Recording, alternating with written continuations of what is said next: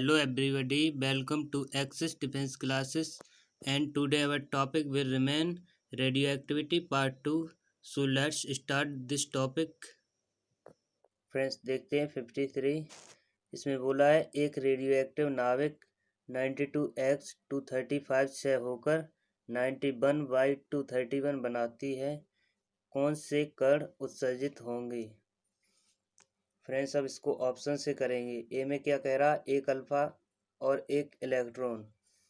जब एक अल्फा कण क्षय होता है तो उसमें परमाणु भार में 4 की कमी आ जाती है और परमाणु क्रमांक में 2 की कमी आ जाती है।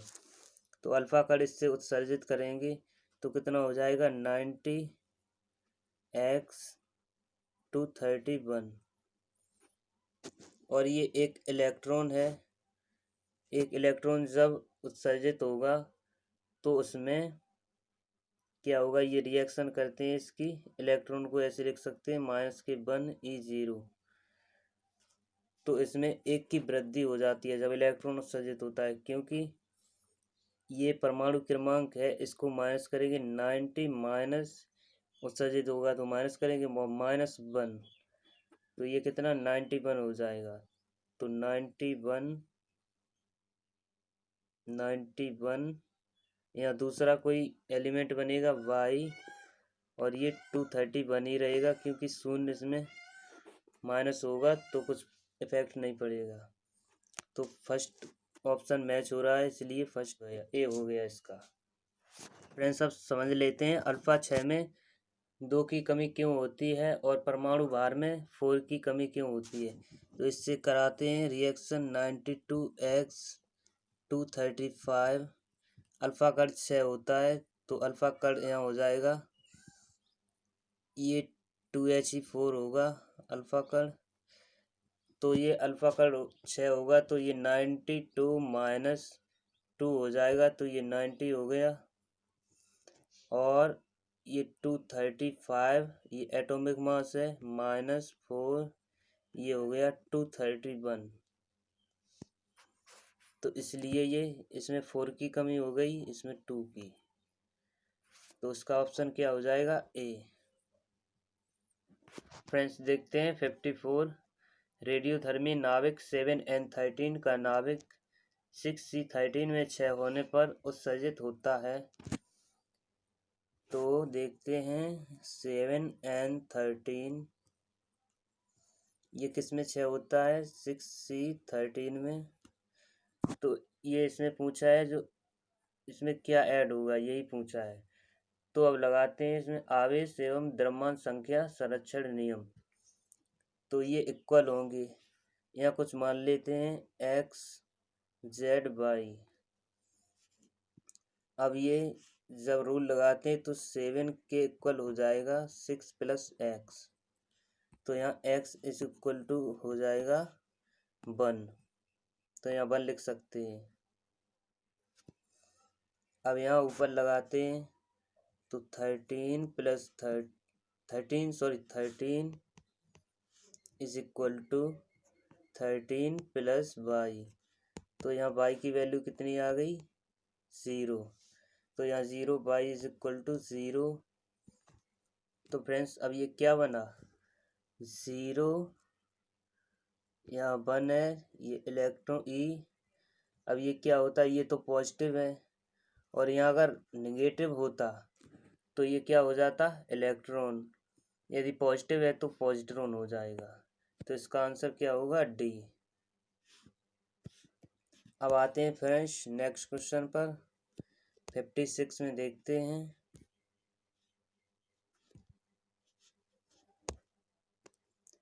यूरेनियम का थोरियम में रेडियोएक्टिव क्षय समीकरण 92U238 से 90-34 थोरियम + X के रूप में निरूपित किया जाता है। यहाँ X है, यहाँ क्या होगा, ये पीछे भी कराया था। 238 यूरेनियम 90-14 थोरियम प्लस, यहाँ पर फ्रेंड्स 2He4 मीन्स अल्फा कण उत्सर्जित होता है, तो इसका आंसर हो जाएगा डी, अल्फा कण। ये याद रखेंगे, अल्फा कण। फ्रेंड्स 57 देखते हैं। किसी रेडियो एक्टिव पदार्थ के लैम्डा, ये लैम्डा क्या है, क्षैनितांक व अर्धायु टी हाफ में संबंध है। तो ये पता होगा, ये फॉर्मूले की तरह याद कर लेना। Lambda is equal to log basis 2 upon T half. Solve करेंगे, बहुत टाइम लगेगा। फ्रेंड्स देखते हैं 58। किसी रेडियो एक्टिव क्षय में न तो परमाणु क्रमांक बदलता है और न ही द्रव्यमान संख्या। क्षय प्रक्रिया में निम्न में से क्या उत्सर्जित होगा। ए में दिया है प्रोटॉन, तो प्रोटॉन क्या होता है, प्लस के 1 E0, तो इसके परमाणु क्रमांक में चेंज आ जाएगा। और ये इलेक्ट्रॉन है, ये माइनस के 1 E0 होता है, तो इसके भी एटॉमिक नंबर में चेंज आ जाएगा। और ये न्यूट्रॉन है, ये होता है 0N1, तो इसके एटॉमिक मास में चेंज आ जाएगा। तो अब ये फोटोन है, तो इस फोटोन का ब्रह्म द्रव्यमान और चार्ज शून्य होता है, तो इसका आंसर डी हो जाएगा, फोटोन। फ्रेंड्स देखते हैं 59। निश्चित मात्रा के रेडियो सक्रिय तत्व की विघटन की दर को बढ़ाया जा सकता है, ताप बढ़ाकर, दाब बढ़ाकर, रासायनिक प्रक्रिया द्वारा। यह संभव नहीं, तो बिल्कुल इसका डी ऑप्शन हो जाएगा, यह संभव नहीं है, क्योंकि रासायनिक तत्व के विघटन की दर को नहीं बढ़ाया जा सकता है और उसके विघटन का पता नहीं कब विघटित हो जाए, उसके विघटन का अनिश्चित समय होता है, तो इसका आंसर क्या, डी हो जाएगा। अब चलते हैं नेक्स्ट क्वेश्चन पर, 60 पर आते हैं। 60 में क्या दिया है, किसी रेडियो सक्रिय पदार्थ की अर्धायु टी और क्षयांक लैम्डा के बीच निम्न संबंध होता है। तो अभी बोला था, ये फॉर्मूले के तौर पर याद कर लेना। तो ये क्या होता है, T is equal to 0.693 upon lambda. तो ऑप्शन मैच हो रहा, बी हो रहा। इसका मल्टीपल करेंगे, lambda T is equal to 0.693। Friends अब आते हैं नेक्स्ट क्वेश्चन पर, 63। रेडियम का क्षय नियतांक लैम्डा है। उचित प्रक्रिया द्वारा इसका यौगिक रेडियम ब्रोमाइड प्राप्त किया जाता है। रेडियम ब्रोमाइड का क्षय नियतांक होगा, तो ये क्या होगा, ये रासायनिक अभिक्रिया में क्षय नियतांक कांस्टेंट होता है, ये ध्यान रखना। तो इसका ए हो जाएगा, लैम्डा ही रहेगा, क्योंकि रासायनिक अभिक्रिया में क्षय नियतांक कांस्टेंट रहता है। अब आते हैं 69 पर। एक नाविक NXM से एक अल्फा कण तथा एक बीटा कण उत्सर्जित होता है, तो परमाणु नाविक है। तो रिएक्शन करते हैं, NXM जब अल्फा कण होगा उत्सर्जित, तो अल्फा कण मीन्स 2He4, तो यहाँ परमाणु क्रमांक में 2 की कमी आ जाएगी, N-2 X, यहाँ पर 4 की कमी आ जाएगी परमाणु भार में। अब जब बीटा कण उत्सर्जित होता है, तो बीटा कण को ये भी लिख सकते हैं -1 E0। तो अब यहाँ पर क्या होगा, इसमें 1 की वृद्धि आ जाएगी परमाणु क्रमांक में। ये ध्यान रखना, बीटा कण जब भी उत्सर्जित हो, तो उसके परमाणु क्रमांक में 1 की वृद्धि हो जाती है। तो N-2 + 1 करेंगे, तो क्या होगा, N-1, तो N-1। अब ये क्या, X अब कितना होगा ऊपर, वो सेम ही रहेगा, M-4। तो ये हो गया, ये मैच कर लेते हैं कौन सा मिलता है। इसमें ये ऑप्शन डी, N-1 ZM-4, इसका आंसर डी हो जाएगा। फ्रेंड्स अब देखते हैं 70। यदि रेडियम का रेडियो सक्रिय नियतांक 1.07 × 10⁻⁻⁴ प्रति वर्ष है तो इसका अर्धायु काल लगभग होगा। तो इसे सॉल्व करते हैं। ये फॉर्मूला अभी बताया था, T12 = 0.693 अपॉन लैम्डा, 0.693 अपॉन 1.07 × 10⁻⁻⁴। तो इसे सॉल्व करेंगे तो इसका आंसर हो जाएगा 6476 ईयर। तो इसका सी हो जाएगा। फ्रेंड्स देखते हैं 73। वृक्ष की आयु निम्न में से किसके रेडियो समस्थानिक के द्वारा ज्ञात की जा सकती है? तो ये फ्रेंड्स की जाती है कार्बन डेटिंग द्वारा। तो कार्बन डेटिंग द्वारा ये ऑप्शन हो जाएगा ए, कार्बन। फ्रेंड्स अब देखते हैं 76। विघटन श्रृंखला ये दी हुई है में Z तथा A के क्रमशः मान होंगी। तो जब इससे यूरेनियम से अल्फा का क्षय होगा तो ये परमाणु क्रमांक में 2 की कमी आएगी और परमाणु भार में 4 की। तो ये क्या बन जाएगा, x की जगह हो जाएगा ये 90, x कर लेते हैं, यहाँ कितना हो जाएगा 234। और फ्रेंड्स जब बीटा 6 होता है तो इसमें कितने की 1 की वृद्धि हो जाती है। तो यहाँ कितना आ जाएगा, इसके परमाणु क्रमांक में 1 की वृद्धि, तो 91 ये क्या बाई, यहाँ कितना हो जाएगा, यहाँ सेम रहता है परमाणु भार, तो 234। तो ऑप्शन क्या हो जाएगा 91 और 234। तो ऑप्शन इसका डी हो जाएगा 91, 234। फ्रेंड्स अब देखते हैं 80 क्वेश्चन। यदि किसी रेडियो एक्टिव तत्व की अर्धायु 3 आवर है, then after 9 hours its activity will be. तो इसकी रेडियो सक्रियता पूछी है। तो फॉर्मूला लगाते हैं, A=A0 1/2 की power t upon capital T।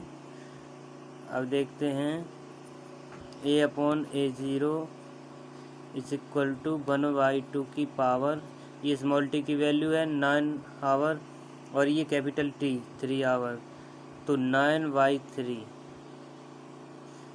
अब इसे देखते हैं A/A0 = ये 3 बार कट जाएगा तो 1/8 हो जाएगा। तो आंसर कितना हो जाएगा, A=A0/8, ये 1/8 गुना हो जाएगी इसकी। तो आंसर इसका डी हो जाएगा 1/8। फ्रेंड्स 81 में क्या कहा गया है, 2 लगातार बीटा 6 के पश्चात नाभिक 48 CD 115 देता है। तो इसमें पूछा है क्या देता है, तो अब देखते हैं, रिएक्शन करते हैं। 48 CD 115, 2 बीटा 6 होते हैं तो बीटा को इस प्रकार लिख सकते हैं -1 बीटा 0। तो देखते हैं 2 -1 बीटा 0, तो इससे क्या होगा, ये 48 माइनस ये 6 होते हैं तो 48 माइनस ये 2 से -1 में मल्टीपल होगा तो -2 ये आ जाएगा, तो कितना हो जाएगा 50। तो अब ये क्या बनेगा 50 और इसके एटॉमिक मास में नो चेंज रहेगा तो 115 ही रहेगा। तो अब ऑप्शन से मैच कर लेते हैं, इसमें कितना है 50 ये है और 115 किस में है, डी ऑप्शन में, इसलिए इसका डी आंसर सही हो जाएगा। 50 SN 115 क्या हो जाएगा, डी ऑप्शन। अब आते हैं फ्रेंड्स 85। निम्न में से कौन सा समस्थानिक कैंसर के निदान में काम आता है? ये सबको पता होगा, कोबाल्ट 16, ये कैंसर के उपचार के काम में आता है। अब आते हैं 86। यदि किसी रेडियोएक्टिव परमाणु की अर्धायु 2.3 डेज है तो इसका सैन्यतांक होगा। सैन्यतांक मीन्स लैम्डा। तो एक फार्मूला होता है lambda is equal to 0.693 upon T half, या टी कह सकते हैं कैपिटल टी। अब ये हो जाएगा 0.693 अपॉन 2.3। अब इसे डिवाइड करेंगे तो कितना आ जाएगा 0.3। तो इसका आंसर हो जाएगा डी ऑप्शन तो इसका आंसर क्या हो जाएगा सी ऑप्शन 0.3। फ्रेंड्स अब देखते हैं 87। एक रेडियोएक्टिव तत्व इतने में विघटित होता है तो उत्सर्जित बीटा कणों की संख्या होगी। तो बीटा कणों की संख्या होगी तो इसमें ऊपर एटॉमिक मास चेंज हो रहा है और बीटा कणों से इसका एटॉमिक मास चेंज ही नहीं होता है। इसलिए इसमें देख लेते हैं अल्फ़ा कण कितने हुए हैं, अल्फ़ा कण कितने विघटित उत्सर्जित हुए हैं। तो देखते हैं उत्सर्जित अल्फ़ा कणों की संख्या कितनी हो जाएगी। ये 238 में से 222 माइनस कर देते हैं और उसमें 4 से डिवाइड कर देते हैं, क्योंकि एक अल्फ़ा कण का द्रव्यमान, क्योंकि एक अल्फ़ा कण उत्सर्जित होता है तो उसमें 4 की कमी आ जाती है। तो अब कितना बचेगा 6/1/4, ये 4 4 जा 16। तो इसमें अल्फ़ा कण 4 उत्सर्जित होंगे। जब अल्फ़ा कण 4 उत्सर्जित होंगे तो इसके परमाणु क्रमांक में कितने की कमी आएगी। ये 4 2 जा 8, तो ये 8 पहले इसमें माइनस कर देते हैं। तो 90x 238, तो 90 माइनस 8 इज इक्वल टू हो जाएगा 82 और ये कितना हो गया y 222। अब बीटा कणों की संख्या देख लेते हैं। जब 83 हो रहा है, यहाँ पर 82 से 83, यहाँ पर 82 से ये देखते हैं 82 से 83 हो रहा है, तो इसमें 1 की वृद्धि कर दी जाए तो इसमें ये इक्वल हो जाएगी दोनों, तो इसका आंसर मिल जाएगा। तो 1 की वृद्धि किस में होती है, जब बीटा कण उत्सर्जित होता है। तो बीटा कणों की संख्या कितनी 1 हो जाएगी 1। तो आंसर हो जाएगा डी, बीटा कणों की संख्या 1 हो जाएगी। समझ में आया होगा फ्रेंड्स। देखते हैं 88। एक रेडियो समस्थानिक की अर्धायु 75 ईयर है। इस पदार्थ के परमाणु का कितना भाग 150 ईयर्स में विघटित होगा। तो देख लेते हैं 150 डेज में अर्धायु की संख्या पहले निकाल लेते हैं। तो अर्धायु की संख्या n से करते हैं, n इज इक्वल टू 150 अपॉन ये 75 ईयर है, 75 ये आ गई 2। और विघटित परमाणु का भाग निकाल लेते हैं। तो विघटित परमाणु का भाग कितना हो जाएगा 1 माइनस 1/2 की पावर n। इसे देखते हैं 1 माइनस 1/2 की पावर n, तो निकल आया ये 2। तो ये कितना हो जाएगा 3/4। It means 0.75। अब इसे परसेंटेज में चेंज करेंगे तो कितना आ जाएगा 0.75 इंटू 100। तो ये कितना हो गया 75%। तो इसका आंसर डी हो जाएगा। फ्रेंड्स अब आते हैं 96 क्वेश्चन पर। और फ्रेंड्स मैंने इसमें बहुत सारे क्वेश्चन एलिमिनेट कर दिए हैं, तो उसमें कुछ क्वेश्चन हैं वो बहुत लॉन्ग हैं जो एग्ज़ाम की दृष्टि से इम्पोर्टेंट नहीं हैं, और कुछ क्वेश्चन ऐसे हैं जो पीछे किए कराए हुए क्वेश्चन हैं उन्हीं के बेस्ड पर आधारित है, वो आप खुद कर लेंगे। तो ये 96 देखते हैं। प्लूटोनियम 24,000 वर्ष अर्धायु के साथ विघटित होता है यदि प्लूटोनियम को 72,000 वर्षों के लिए रख दिया जाए तो प्लूटोनियम का वह भाग जो शेष बचेगा, तो ये देख लेते हैं। पहले इसकी निकालते हैं एन। ये एन क्या होता है? Small T upon capital T. तो ये कितना हो जाएगा? 72,000 अपॉन 24,000, ये कितना 3 हो जाएगा। तो अब फार्मूला लगाते हैं, n upon n0 is equal to 1/2 की पावर, ये n होता है, small T upon capital T होता है, उसकी 3 कर देंगे तो कितना आ जाएगा? n is equal to n0/8।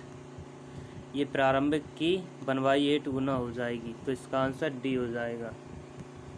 कितना हो जाएगा इसका आंसर? डी, 1/8। अब फ्रेंड्स आते हैं 97 पर। एक रेडियो एक्टिव पदार्थ उत्सर्जित करता है, तो ये रेडियो एक्टिव पदार्थ क्या उत्सर्जित करता है? अल्फ़ा किरणें भी करता है, बीटा किरणें भी, गामा किरणें भी। इसका आंसर हो जाएगा डी, उपरोक्त सभी। अब आते हैं 98 क्वेश्चन पर।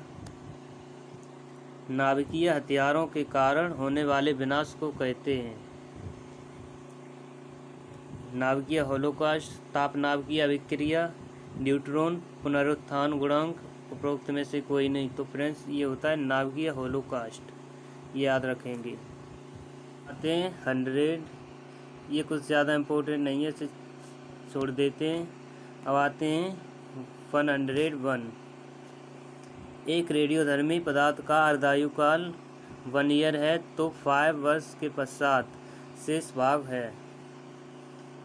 तो देखते हैं, फॉर्मूला लगाते हैं, n/n0 इज इक्वल टू 1/2 की पावर, स्मॉल टी कितना है? 5 ईयर, अपॉन कैपिटल टी अर्धायु ये है 1, तो ये कितना हो जाएगा? 1/32। आंसर हो गया ए इसका। It means n0/32। ये प्रारंभिक का 1/32 है, तो 1/32। फ्रेंड्स अब आते हैं 105। 5 अर्धआयु कालों के पश्चात प्रारंभिक पदार्थ का शेष भाग होगा, तो ये n की वैल्यू दी गई है।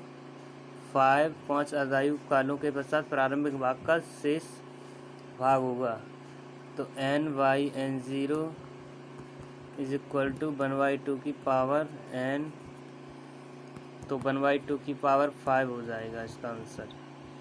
ये किसमें है? B option. इसका क्या होगा? बी ऑप्शन, 1/2 की पावर 5। अब आते हैं फ्रेंड्स 106। अर्धायु काल से संबंधित कौन सा कथन सत्य है? तो ये फॉर्मूला बताया था friends, T½ is equal to log base E2 upon lambda, या इसे यूँ कह सकते हैं 2.303 log base 10। log base 10 में करेंगे तो ये इतना आगे लगाना पड़ेगा, अपॉन लैम्डा, या इसे यूँ कह सकते हैं 0.693 अपॉन लैम्डा। तो इसमें किस पदों में ये दिया हुआ है? ये है 2 पॉइंट, ये मैच हो रहा है, इसका ऑप्शन डी होगा।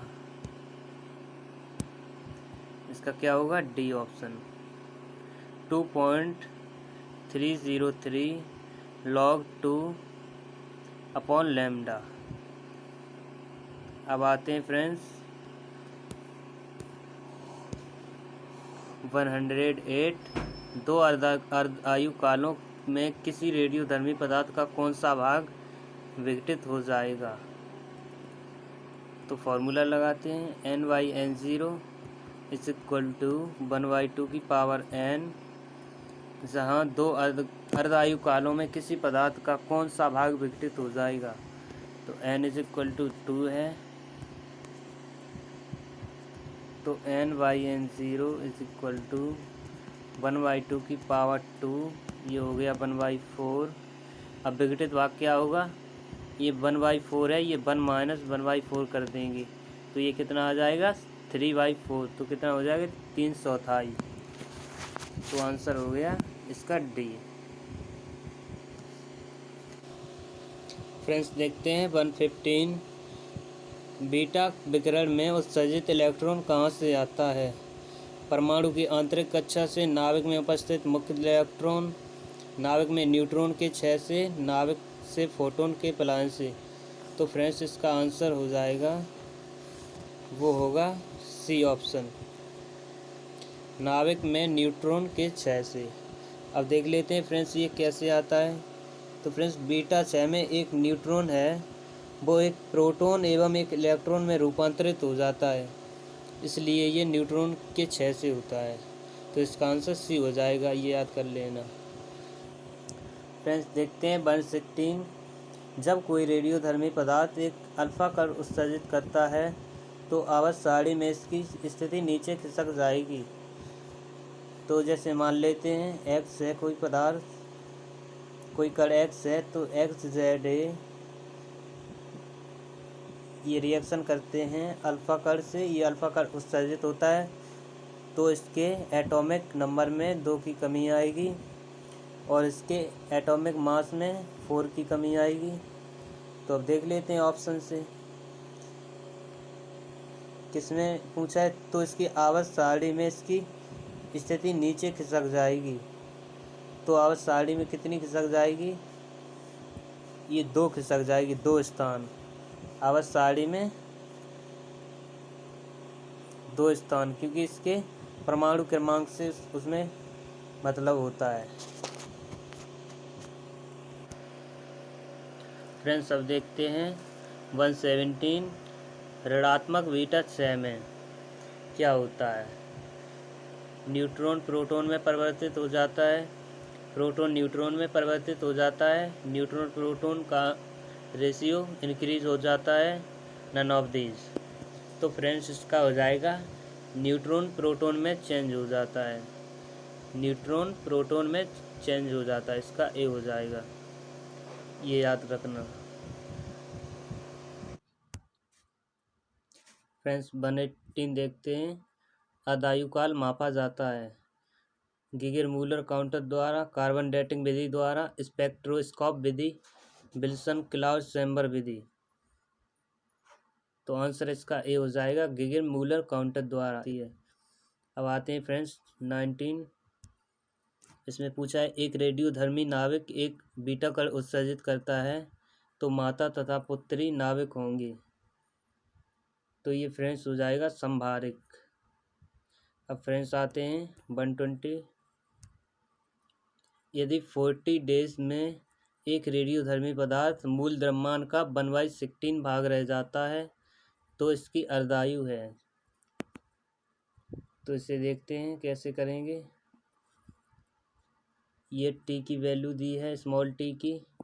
मूल द्रव्यमान का, ये मूल द्रव्यमान n0 होता है और ये रह कितना जाता है n = n0/16, इतना रह जाता है n0। अब फॉर्मूला लगाते हैं n = n0 1/2 की power small t upon capital T. इसमें वैल्यू पुट करते हैं तो देखते हैं n की कितनी थी n0/16 और n0 तो ये n0 रहेगी 1/2 की पावर स्मॉल t है 40 और पूछा क्या है t। अब ये n0 से n0 कैंसिल, ये 1/2 की पावर इसे लिख सकते हैं 4। अब ये 1/2 है, इसकी पावर 40/t। अब ये 1/2 ये सेम है तो इसकी पावर भी सेम हो जाएगी। तो ये क्या हो जाएगा अब, तो 4 = 40/t। तो 4 से ये 10 बार कैंसिल हो जाएगा, ये t = 10 डेज। तो इसका आंसर क्या हो जाएगा 10 डेज, 10 दिन। अब फ्रेंड्स चलते हैं नेक्स्ट क्वेश्चन पर। निम्न में से किस क्षय में तत्व परिवर्तित नहीं होता है? बीटा क्षय, अल्फा क्षय। बीटा क्षय में तो ये होता है -1 बीटा 0, इससे तो एटॉमिक नंबर में चेंज होता है।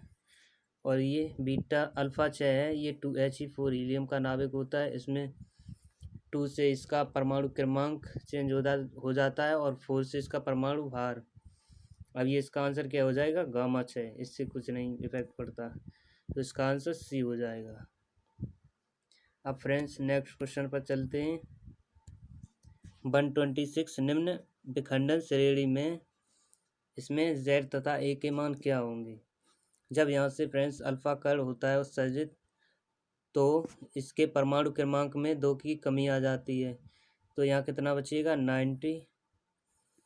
और परमाणु भार में 4 की कमी आ जाती है, तो 234 बचेगा। और जब फ्रेंड्स बीटा कण उत्सर्जित होता है, तो इसमें परमाणु क्रमांक में 1 की वृद्धि हो जाती है। कितनी? परमाणु क्रमांक में 1 की वृद्धि हो जाती है, क्योंकि बीटा कण को ऐसे लिख सकते हैं -1 बीटा 0। तो ये जब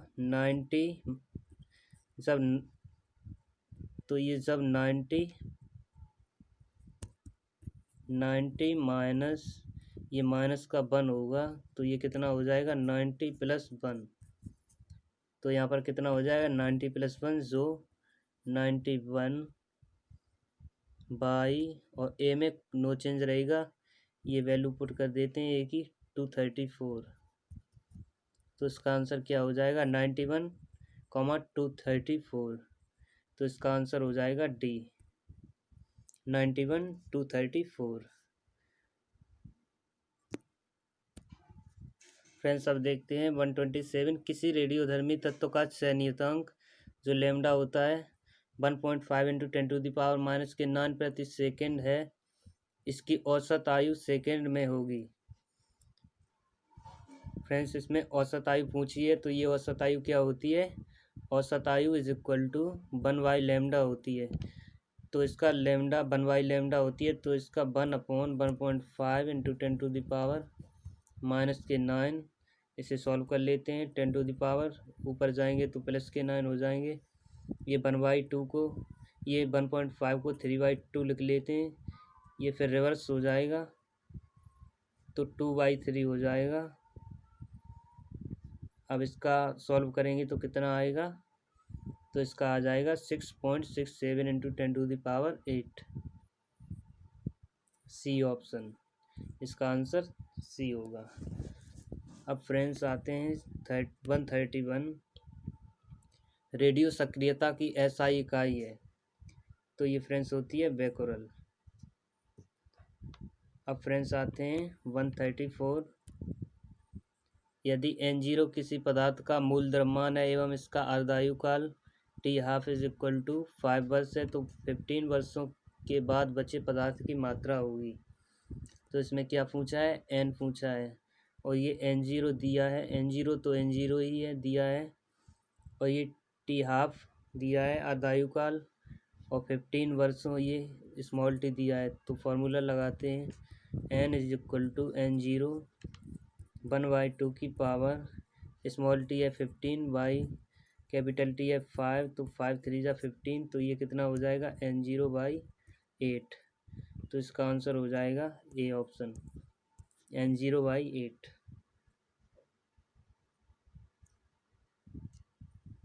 अब फ्रेंड्स आते हैं नेक्स्ट क्वेश्चन। 135 समीकरण इतने प्रदर्शित करता है, तो ये फ्रेंड्स ये करता है, ये इसे बीटा हम लिख सकते हैं, बीटा -1 E0 या -1 बीटा 0। तो इसका आंसर हो जाएगा बीटा उत्सर्जन। और ये तो करेगा नहीं अल्फा उत्सर्जन में, तो ये इसलिए और करेगा, इसमें परमाणु क्रमांक में 1 की वृद्धि हो रही है, और ये बीटा उत्सर्जन हो रहा है। इससे आवेश एवं परमाणु द्रव्यमान के नियम से ये संतुष्ट करता है, और ये एंटी न्यूट्रॉन निकलता है। इसका आंसर क्या हो जाएगा? ए ऑप्शन, बीटा उत्सर्जन। फ्रेंड्स देखते हैं 141 जब थोरियम विस्मित में चेंज होता है तो उत्सर्जित अल्फा तथा बीटा कणों की संख्या क्रमशः है। तो इसमें बीटा कणों की बात हो रही है, तो बीटा होता है -1 बीटा 0, या ऐसे यूँ लिख सकते हैं -1 ई 0। तो बीटा कण जब उत्सर्जित होगा तो इसके परमाणु भार पर कोई इफेक्ट नहीं पड़ेगा, बट इसके परमाणु द्रव्यमान पर इफेक्ट पड़ेगा। तो इसमें आवेश संरक्षण का नियम लगाते हैं, इसमें परमाणु द्रव्यमान संरक्षण का नियम लगाते हैं यहाँ पर इन दोनों में। तो देखते हैं अब जब यहाँ रूल लगाएंगे तो क्या होगा।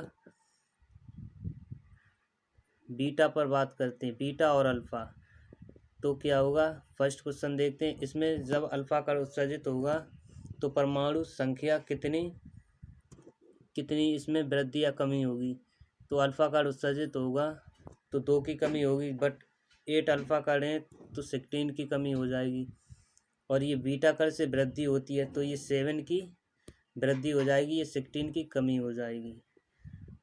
तो क्या होगा, 16 - 7 कर देते हैं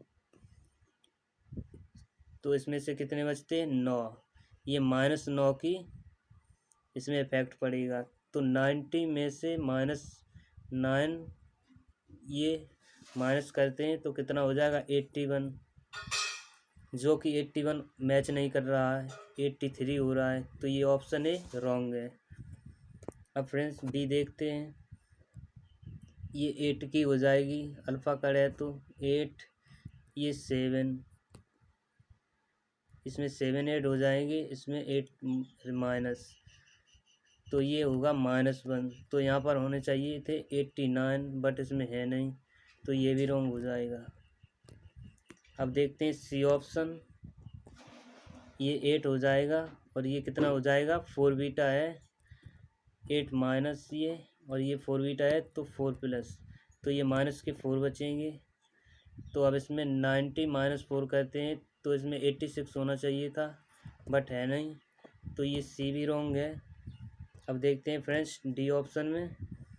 ये 4 है, 4 × 2 ये हो जाएगी 8, एंड 1 बीटा है, ये 8 माइनस हो जाएंगे, और ये 1 बीटा है 1 प्लस हो जाएगा। तो ये फाइनली कितना आया, 7, ये माइनस का। तो 90 - 7 करेंगे तो ये कितना आ जाएगा, 83। इसलिए ये भी 83 मैच हो रहा है, तो इसलिए डी ऑप्शन सही है, 4 अल्फ़ा 1 बीटा। उम्मीद करता हूँ समझ में आया होगा। अब नेक्स्ट क्वेश्चन पर चलते हैं। फ्रेंड्स देखते हैं 146 निम्न में से कौन सी किरणें विद्युत चुम्बकीय तरंग नहीं है। ये वेरी इम्पोर्टेंट, ये 2 बार नेवी में आ चुका है। तो ये इसका आंसर हो जाएगा बीटा किरणें, क्योंकि ये तो विद्युत चुम्बकीय तरंगें होती हैं। गामा एक्स पराबैंगनी, दृश्य, अवरक्त, रेडियो, ये पराबैंगनी होती हैं, बट बीटा किरणें नहीं होती हैं। अब फ्रेंड्स देखते हैं 148 निम्न में से किस विकिरण की न्यूनतम तरंगदैर्घ्य है। तो न्यूनतम तरंगदैर्घ्य फ्रेंड्स होती है गामा किरणों की।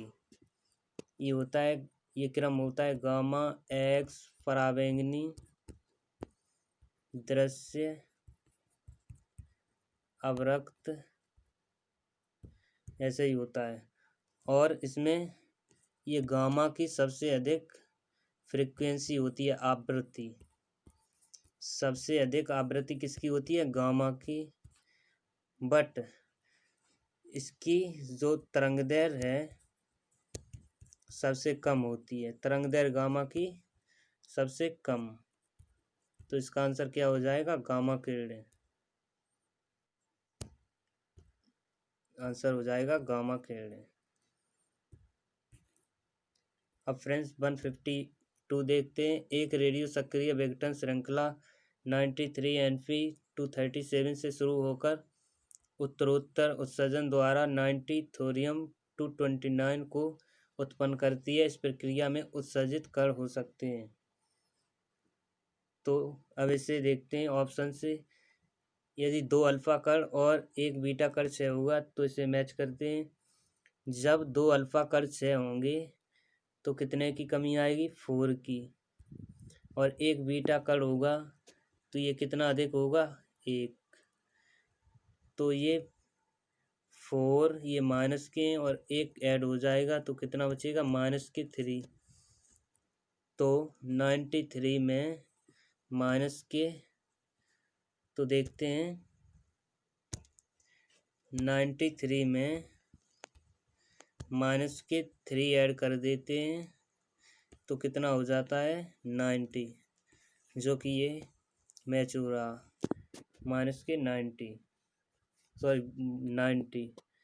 ये -3 ऐड का मतलब ये जब ऐड करेंगे और ये कोष्टक लगेगा इसमें तो इतना ही माइनस आ जाएगा तो ये हो जाएगा 90। तो ऑप्शन कितना हो जाएगा? ए ऑप्शन राइट हो जाएगा। 2 अल्फा कण और 1 बीटा कण। फ्रेंड्स अब देखते हैं 154। जीवाश्मों की उम्र पता लगाने के लिए कार्बन डेटिंग विधि सर्वाधिक उपयुक्त है यदि इनकी उम्र की कोटि है। फ्रेंड्स ये याद रखना 10⁴ वर्ष। अब आते हैं फ्रेंड्स 162। एक रेडियो सक्रिय पदार्थ की अर्धायु 8 वर्ष है। इस पदार्थ की सक्रियता प्रारंभ सक्रियता का 1/8 तक घटाने के लिए कितना समय लगेगा? अब इसे सॉल्व कर लेते हैं। सक्रियता को ए से डिनोट करते हैं और मात्रा होती तो उसे एन से। तो A/A0 इज इक्वल टू 1/2 की power small t upon capital T। तो 1/8 ये 1/8 तक घटाने के लिए 1/8 इज इक्वल टू 1/2 की पावर स्मॉल t/8। 1/8 को लिख सकते हैं 1/2 की पावर 3, 1/2 की पावर ये हो जाएगी t/8। तो इसे इक्वल कर देते हैं 3 इज इक्वल टू t/8। तो t हो जाएगा t is equal to 24 year. तो इसका आंसर डी हो जाएगा 24 ईयर। D option right.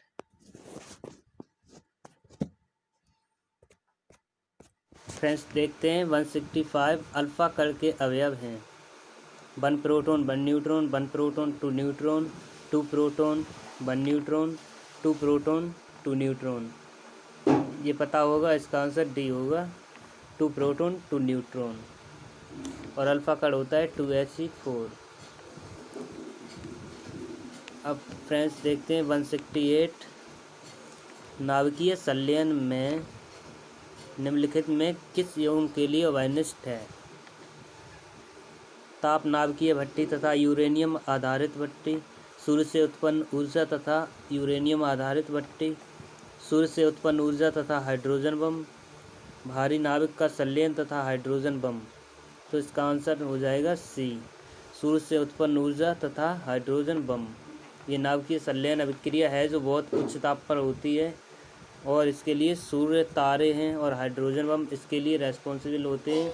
इसमें बहुत अधिक ऊष्मा उत्पन्न होती है। इसका आंसर क्या हो जाएगा? सी, सूर्य से उत्पन्न ऊर्जा तथा हाइड्रोजन बम। अब चलिए फ्रेंड्स 170 देखते हैं।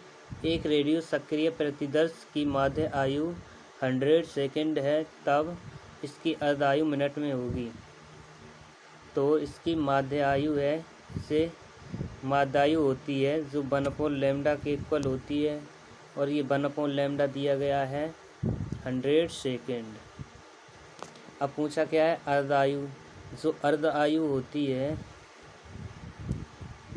अर्ध आयु किसके इक्वल होती है? 0.693/λ। अब नेक्स्ट पेज पर देखते हैं। अर्धायु आई थी 0.693/λ। लैम्डा की वैल्यू रखते हैं 0.693। लैम्डा की है 1/, ये 60 ऊपर पहुंच जाएगा और इसे 100 ऊपर पहुंच जाएगा, 1/100 है। और ये इसे जब आवर में चेंज करेंगे तो इससे नीचे है इसमें 60 से मल्टीपल हो जाएगा। तो इसका आंसर क्या आ जाएगा 1.155 मिनट। ये सॉल्व कर लेना, इसका आंसर ये आएगा डी ऑप्शन। तो इसका क्या हो जाएगा डी। फ्रेंड्स अब देखते हैं 171 रिएक्शन में उत्पन्न अल्फा और बीटा कणों की संख्या है क्रमशः। ये देखते हैं फ्रेंड्स, ऑप्शन से देख लेते हैं। इसमें परमाणु क्रमांक संरक्षण का रूल लगाते हैं तो क्या होगा 6 अल्फ़ा मीन्स इसमें 12 की कमी हो रही है, क्योंकि एक अल्फ़ा पर 2 की कमी होती है तो 6 पर 12 की, और ये बीटा है तो इस पर 3 की वृद्धि हो रही है 3 की। तो ये फाइनली ये 9 की कमी हो रही है, तो इसमें 9 का डिफरेंस है नहीं, इसलिए ये ऑप्शन ए है जो रॉन्ग होगा। अब देख लेते हैं सेकंड बी पर। तो बी में क्या होता है 3 अल्फ़ा है तो ये 6 की कमी हो रही है, और ये 4 बीटा है तो 4 की वृद्धि हो रही है। तो इसमें कितना इंक्रीज डिक्रीज हुआ, ये आया -2, ये डिक्रीज़ हो रहा है 2। तो इसमें से 86 -2 करेंगे तो ये आ जाएगा 484। तो ये राइट है, इसका आंसर बी हो जाएगा 84। ये मैच हो रहा, आंसर इसका क्या हो जाएगा बी ऑप्शन 3 अल्फ़ा 4 बीटा। अब आते हैं फ्रेंड्स 172 रेडियो सक्रियता की घटना एक ऊष्माक्षेपी परिवर्तन है यह ताप के साथ घटता है या बढ़ता है। यह दाब बढ़ाने पर बढ़ती है। यह एक नाभिकीय विक्रिया या बाह्य कारकों पर निर्भर नहीं करता है। उपरोक्त में कोई नहीं। फ्रेंड्स इसका आंसर हो जाएगा यह एक नाभिकीय विक्रिया है, यह बाह्य कारकों पर निर्भर नहीं करती है, तो इसका सी आंसर हो जाएगा। यह एक नाभिकीय विक्रिया है और यह बाह्य कारकों पर निर्भर नहीं करती है, ये याद रखेंगे। अब फ्रेंड्स आते हैं 173 रेडियम की अर्धायु 77 डेज है, सैन्यतांक होगा।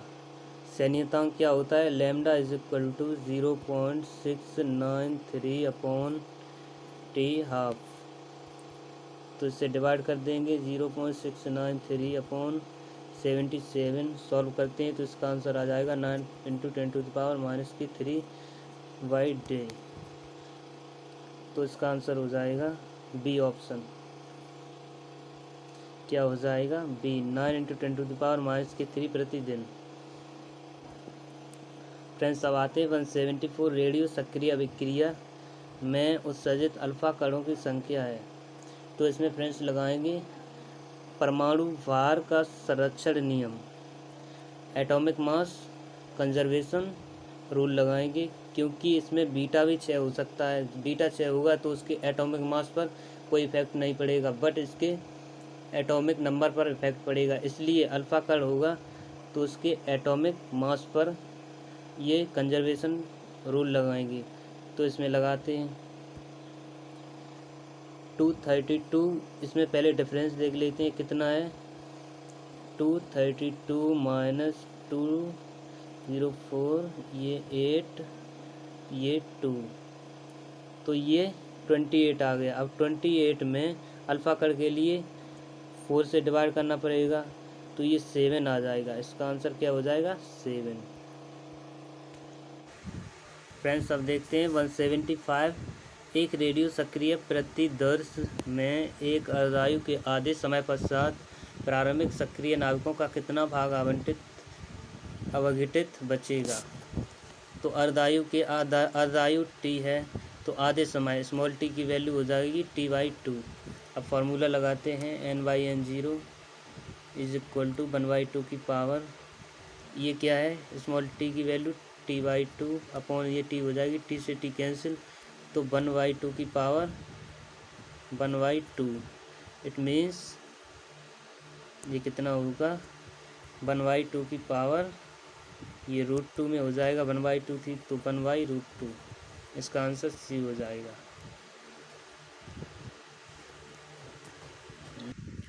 फ्रेंड्स आज अपना टॉपिक रेडियो एक्टिविटी फिनिश होता है। और इसमें बहुत सारे ऐसे क्वेश्चन थे जो मैंने एलिमिनेट कर दिए, और इनमें कुछ ऐसे भी क्वेश्चन थे जो हमने करवाए हैं। ये क्वेश्चन इन्हीं के बेस पर आधारित थे, इसी फॉर्मूले से हो जाएंगे। और क्वेश्चन कुछ ऐसे थे जो एग्ज़ाम की दृष्टि से इम्पोर्टेंट नहीं हैं। तो चलिए फ्रेंड्स, मिलते हैं नेक्स्ट वीडियो में। जय हिंद।